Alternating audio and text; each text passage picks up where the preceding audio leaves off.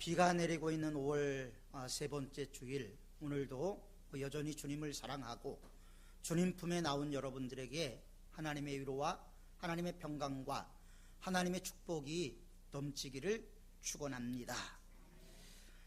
크리스찬 의사이면서 유명한 심리학자인 폴 투리니에라는 분의 책은 우리나라에 여러 권이 번역이 되어 있습니다.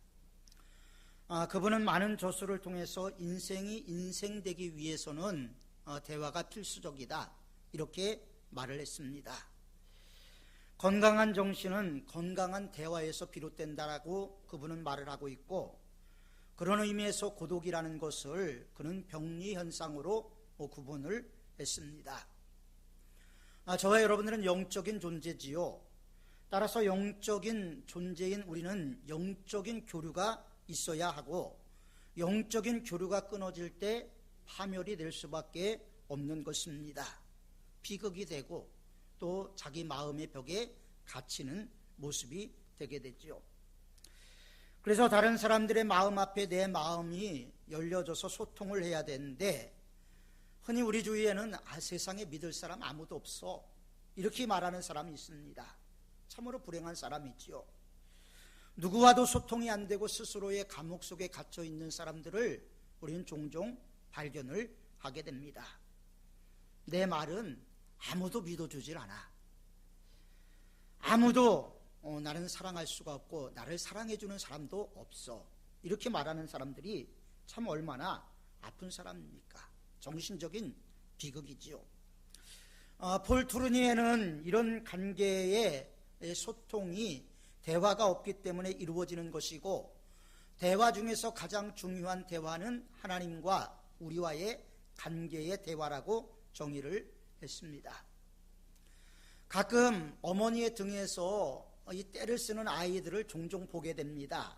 떼를 쓰면서 울지요. 엄마 등을 마구 두드립니다. 어처구니 없이 떼를 쓰고 몸부림을 칩니다. 어머니가 화를 내서 당장이라도 내 동댕이 치면 어떻게 할까? 우려가 될 정도로 심하게 떼를 쓰는 아이들이 종종 있습니다. 그런데도 어머니가 나를 버리지 아니할 것이다라는 확신이 아이에게 있지요. 그렇기 때문에 자기 마음대로 울기도 하고 웃기도 하고 재롱도 부릴 수가 있습니다. 어머니의 품 안에서 그는 자유를 누리는 것이죠.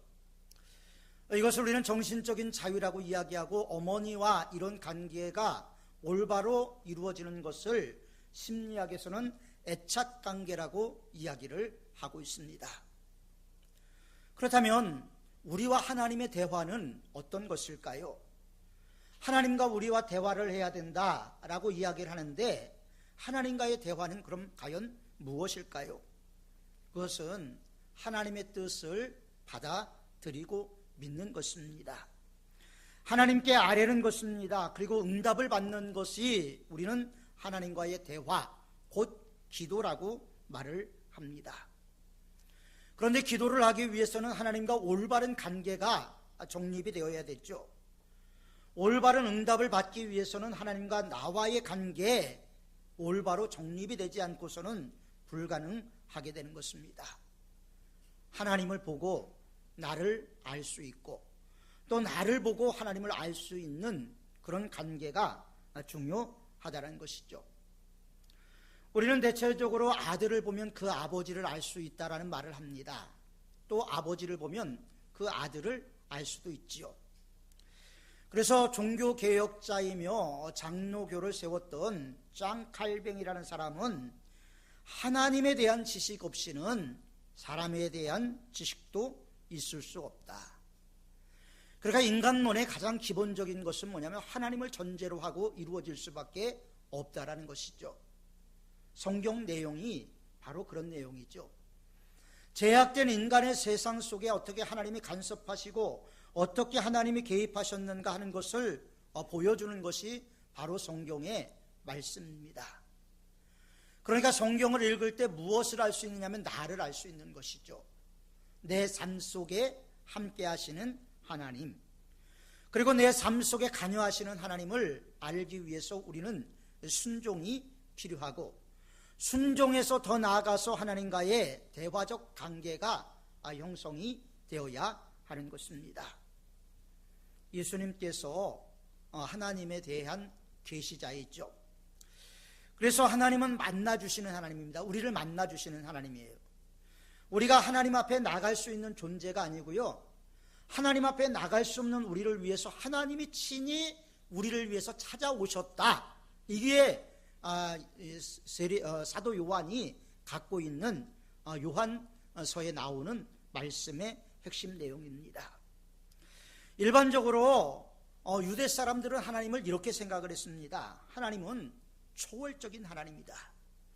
저 높고 높은 보좌에서 이 낮은 곳을 바라보시는 절대적인 신, 창조주 하나님, 율법의 하나님, 무서운 심판주로 유대인들은 이해를 했습니다. 또한 헬라 사람들은 하나님을 어떻게 이해를 했느냐면요, 하나님은 멀리 계신 분, 그래서 우리의 지식이 미치지 못하고 손에 닿지 않고 도저히 가까이 할 수 없는 하나님이다, 이렇게 정의를 했습니다. 그러나 신약 성경이 우리에게 보여주고 있는 것은 우리를 찾아오시는 하나님, 내가 힘들고 어려울 때 나를 찾아오셔서 나를 위로해 주시는 하나님, 내가 아무도 모르게 눈물을 흘리고 있을 때 나를 찾아오셔서 내 눈물을 닦아주시는 하나님, 그런 하나님으로 성경은, 신약 성경은 우리에게 말씀을 하고 있습니다. 하나님에 대해서 예수님은 어렵게 가르쳐주지 않았습니다. 예수님은 나를 본 자는 아버지를 봤다. 그렇기 때문에 나를 가까이 하고 친밀하게 느끼는 것이 하나님을 가까이 하고 친밀히 여기는 것이라고 말씀을 하셨습니다.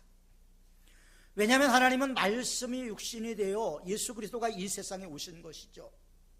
자, 이 말씀은 무엇입니까? 빛이 있으라 하심에 빛이 생겨나게 되고요, 모든 천지 만물을 지을 때 하나님께서 말씀을 하셨는데 이 말씀이 뭐냐? 바로 예수 그리스도라는 겁니다. 그래서 요한복음에 보면 말씀이 육신이 되어 우리 가운데 거하심에 태초에 말씀으로 계셨던 그분 예수 그리스도께서 이제 사람의 몸을 입고 이 땅에 오셨다, 인카네이션 하셨다, 이것을 강조하고 있는 것이 바로 신약의 복음서들 내용입니다. 우리에게 계시로 하나님을 알려주신 것이죠. 그래서 우리는 예수 그리스도를 통해서 하나님을 만나게 됩니다. 하나님을 경험을 하게 됩니다. 예수님께서 보여주신 하나님은 하늘 높은 곳에서 팔짱을 끼고 니들 어떻게 하나 보자, 이런 하나님이 아니라는 거예요. 우리 하나님은 우리를 사랑하셔서 우리를 찾아오시는 하나님이라는 거예요. 우리가 나갈 수 없고 우리가 가까이 할 수 없는 그분이 우리를 위해서 오셨다라는 것입니다. 그렇기 때문에 이걸 놓고 우리는 복음이다, 이렇게 이야기를 하는 거예요. 왜 복음입니까? 죄인된 우리들, 하나님을 가까이 할 수 없는 우리들을 위해서 몸소 하나님이신 예수 그리스도께서 이 세상에 오셨기 때문입니다. 그러니까 하나님은 우리를 찾으시는 하나님이에요. 우리가 신약에 보면 예수님의 많은 비유가 있지요. 많은 비유들 가운데에서 잃은 양을 찾아, 한 마리의 잃은 양을 찾으시는 하나님, 잃은 동전을 찾으시는 하나님, 그리고 그 속에는 하나님의 무한한 용서와 하나님의 무한한 화해와 하나님의 무한한 자비가 그 안에 내포되어 있는 것입니다. 그런데 찾으시는 하나님이 유일하게 기다리시는 하나님으로 나올 때가 있어요. 그게 어디냐면 탕자의 비유입니다. 탕자의 비유를 보면요, 아주 섬세하게 모든 것이 하나님의 입장이 아니라 전체적인 조명을 통해서 우리에게 보여주고 있지요. 이것을 렘브란트라는 유명한 화가가 그림으로 그렸습니다. 그 그림 속에는 3명의 무표정한 관심 없는 사람들도 그려져 있었고요, 또 큰아들 때문에 마음 상해 있는 아버지의 얼굴도 그려져 있고, 모든 것을 다 잃어버리고 맨발이 되어서 돌아온 아들의 모습도 볼 수가 있지요. 그 아들이 유일하게 귀족 출신이었다는 것을 알려주는 것은 옆에 차고 있는 칼 한 자루 뿐입니다. 그런데 아버지는 기다리는 거예요. 아버지가 왜 기다립니까? 자기의 재산을 다 가지고 나가서 허랑방탕하게 창기와 함께 먹어치운 그 아들을 왜 기다립니까? 탕자가 돌아오기까지 기다리는 하나님의 아버지. 탕자가 회개해서 용서를 받는 것 아닙니다. 하나님을 불렀기 때문에, 아버지를 불렀기 때문에 용서받은 것 아니에요. 이 탕자의 처지와 이 탕자의 아픔과 이 탕자의 상황을 이 아버지는 헤아려 보고 있는 거예요. 그렇기 때문에 이 헤아려 본 그 아버지의 마음, 그 마음이 이 아들이 돌아왔을 때 모든 것을 용서할 수 있는 마음이 된 것이죠. 그래서 아버지가 지금 부정적인 관념을 갖고 있는 분들은요, 이 하나님에 대한 개념도 아주 삐뚤어지게 본다라는 거예요. 어느 전 신학자가 말하기를 하나님에 대한 개념이 바르게 되기 위해서는 아버지와의 관계, 아버지와의 애착이 바르게 형성이 되어야 되는데, 이 아버지와의 애착이 잘못되면 하나님에 대한 관계도 문제가 생긴다라는 거예요. 마틴 루터의 아버지는 아주 근엄한 아버지였습니다. 얼마나 근엄했는지 이 아버지에 대한 두려움이 있었어요. 그러니까 루터의 아버지에 대한 두려움이 하나님에 대한 두려움으로 이루어지게 되죠. 그래서 길을 친구와 가다가 친구가 번개를 맞아서 그 자리에서 죽어요. 죽으면서 루터가 충격을 받고 하나님을 부르죠. 그리고 나중에 하나님께 자기의 삶을 바칠 것을 기도하는 내용을 우리는 볼 수가 있죠. 그만큼 아버지와의 관계가 상당히 중요한 것입니다. 성경에는 우리에게 완전한 아버지의 모습을 보여주고 있는데, 이 아버지는 어떤 아버지냐? 사랑의 아버지, 인자하신 아버지예요. 긍휼히 여기시는 아버지입니다. 특별히 성경에 나오는 하나님은, 그 아버지는 우리와 대화하기를 원하시는 아버지예요. 찾아오시는 아버지십니다. 호세아 6장 6절에 보면 하나님이 내가 이렇다라는 것을 뭐라고 알려주시냐면요, 공동 번역에 이렇게 기록이 되어 있습니다. 제물을 바치기 전에 이 하나님의 마음을 먼저 알아다오. 제물을 드리기 전에 내 마음을 먼저 알아달라라고 하나님께서는 호세아 6장 6절에서 탄식을 하고 있단 말이죠. 아버지의 마음을 알아달라라는 거예요. 간절히 부탁하는 하나님의 마음, 이것을 우리는 볼 수가 있죠. 아버지가 자녀에게 가지는 소원이 있다면 그것은 아버지의 마음을 알아주고 자녀가 잘 되기를 바라는 것이죠. 그래서 동양적인 사고에서 효와 기독교 신앙에서의 효는 별반 다르지 않습니다. 단지 우리가 강조하는 것은 살아있을 때 더 잘해드려라, 이것을 강조하고 있는 것이죠. 부모에 대한 효나 하나님에 대한 관계는 수직적인 관계입니다. 부모의 마음을 알아들이는 것, 믿어드리는 것, 순종하는 것, 따라주기를 바라고 닮아가는 것이 바로 아버지가 원하는 마음이죠. 그래서 우리 육신의 아버지를 통해서 우리는 하나님 아버지의 마음을 엿볼 수가 있게 됩니다. 오늘 우리에게 주신 말씀을 보면요, 문자 그대로 깊이 묵상해 볼 필요가 있어요. 하늘이여 들으라, 땅이여 귀를 기울이라. 여호와께서 말씀하시기를 내가 자식을 양육하였거늘 그들이 나를 거역하였도다. 소는 그 임자를 알고 나귀는 주인의 구유를 알건만은 이스라엘은 알지 못하고 나의 백성은 깨닫지 못하는도다 하셨도다. 하나님의 아픈 마음, 그리고 이어서 하나님이 뭐라고 말씀하시냐면 행위가 부패한 자식이로다. 하나님 아버지의 안타까운 마음, 애타른 마음, 애절한 마음들을 우리는 본문에서 읽을 수가 있게 되는 것이죠. 탄식과 책망이 동시에 나옵니다. 하나님은 왜 이스라엘 백성들에게 이렇게 답답해 하실까요? 소는 임자를 알고 나귀는 구유를 아는데 내 자식들이 나를 모른다는 거예요. 내가 만들었는데 나의 피조물들이 나를 모른다는 거예요. 그렇기 때문에 패역한 자식이라고 하나님께서 탄식을 하십니다. 가끔 공항에 갈 일이 있죠. 공항에 가면 이 마약 탐지견들이 있잖아요. 이 마약 탐지견의 가격이 어마어마하더라고요. 제가 아는 분이 옛날에 경찰 특공대에서 폭발물을 담당하는 반장이었습니다. 그래서 이 마약 탐지견에 대한 이야기를 들은 적이 있어요. 그런데 이 개가 끝까지 순종을 한다라는 거예요. 그런데 사람들 가운데서는요, 개만도 못한 사람들이 있어요. 개만도. 하나님의 은혜를 받고 하나님의 무한하신 사랑을 받고도 뒤돌아서면 잃어버리는 사람들이 있습니다. 우리는 부모를 배역하는 사람들을 뭐라고 얘기를 합니까? 짐승만도 못하다고 얘기하잖아요. 개만도 못한 신앙을 갖고 있는 사람들이 있다라는 것이죠.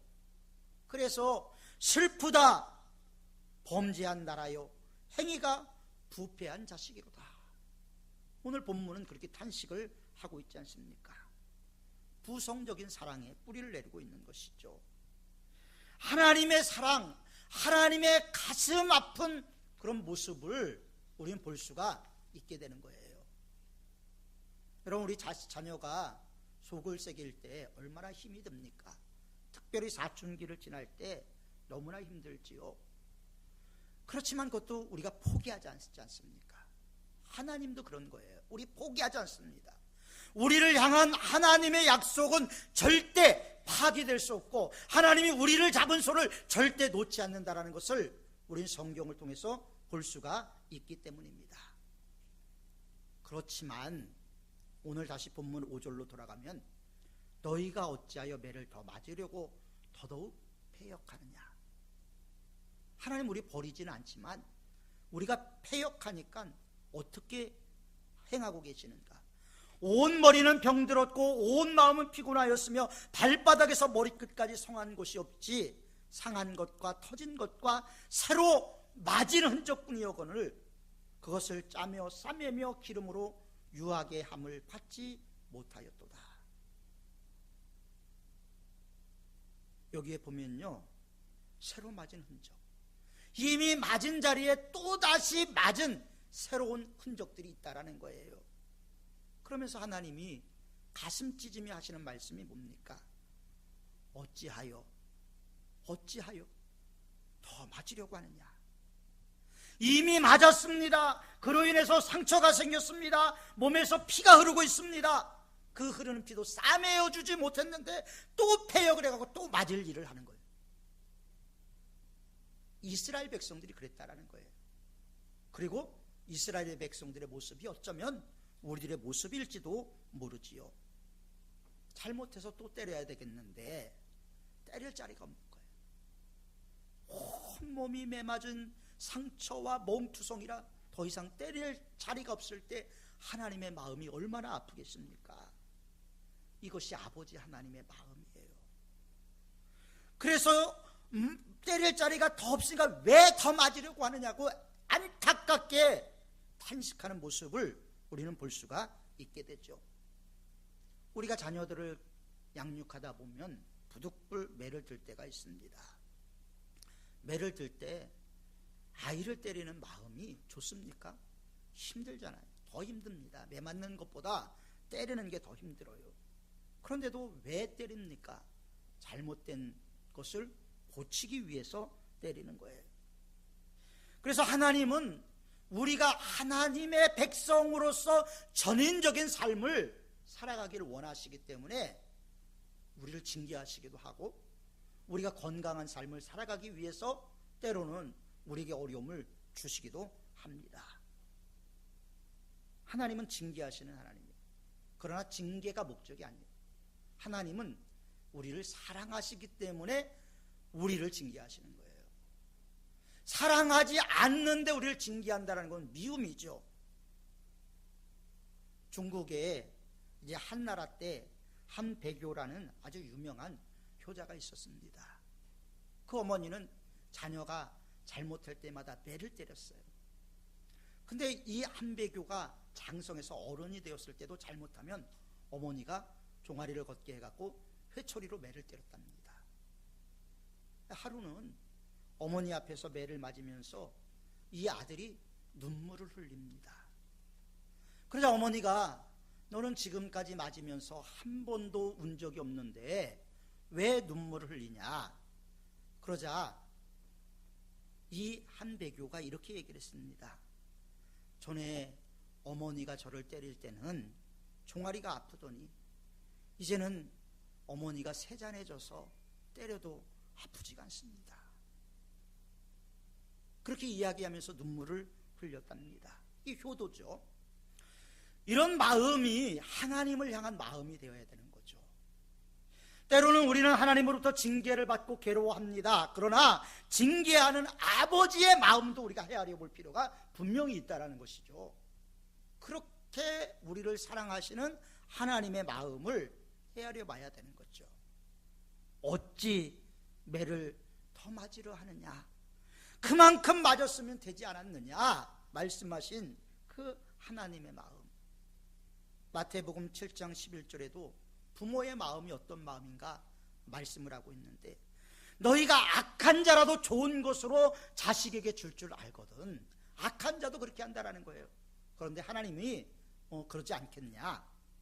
비록 악한 자식, 악한 부모도 우리에게 기본적인 신앙 윤리인 것이죠. 부모를 사랑하지 못하는 자녀가 하나님을 사랑할 수가 없습니다. 하나님은 하나님의 모든 사람들을 다 만날 수가 없어서 대리자를 세웠는데 그것이 아버지와 어머니라고 탈무드는 이야기를 하고 있습니다. 그렇기 때문에 에베소서 6장 1절에 보면 자녀들아 너희 부모를 주 안에서 순종하라. 이것이 옳으니라. 이렇게 이야기를 하고 있습니다. 혹시 여러분도 알겠지만 김진호라는 가수가 있습니다. 중학교 2학년 때 아버지가 돌아가셔서 가족 사진을 찍은 것은 아주 자기가 어렸을 때 갓난 아기 때 찍은 사진밖에 없었답니다. 그런데 가족 사진이 없는 그 모습을 보고 오래전에 어렸을 때 자기가 찍은 가족 사진을 보면서 노래를 하나 지었습니다. 가사가 이렇습니다.